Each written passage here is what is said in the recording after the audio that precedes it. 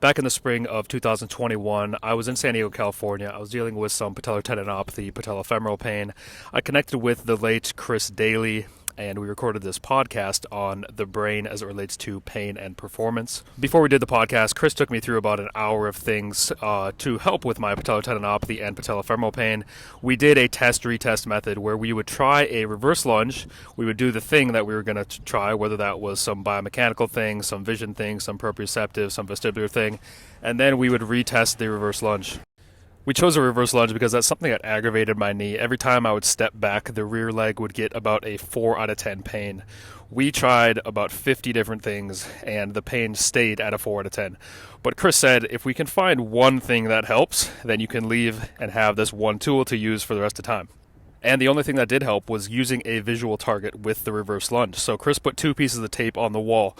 One was near the floor and one was above my head level. So before I went down for the reverse lunge, my head couldn't move. My eyes just had to look down at the tape. And then before I came up, my eyes had to look up at the tape. We tried this, and my pain, which was a 4 out of 10, went to a 0 out of 10. So why did this happen? One of the potential reasons is what Chris said in the podcast is pain lives in the brain, not actually in the joint. So if you have pain with a given exercise, you could simply get the brain more involved and you might find that pain decreases. If you're doing something like an isometric leg extension, you can just sit there and do the hold, or you could get a metronome going at 60 beats per minute. This is going to get more brain involvement.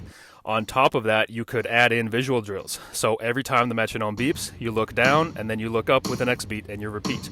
Or you look side to side. With one beat you look left, with the next you look right, you repeat for the duration of the set.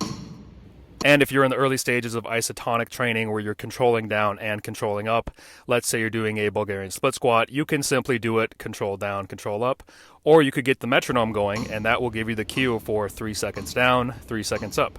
And then to add on top of that, before you go down and while you're going down, put your eyes down so that it tells your body to go into flexion. As you're going up, put your eyes up, it tells your body to go into extension.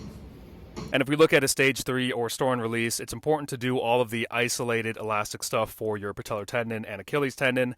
But if you want to get more brain involvement, you could do something as simple as spike ball. You're going to get all of those athletic motions, but it's going to be a lot lower impact because the area is small.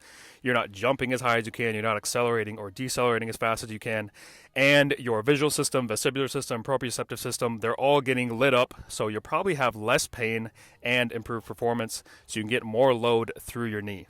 So there are some general concepts you can use when you're rehabbing from a patellar tendon or patellofemoral pain.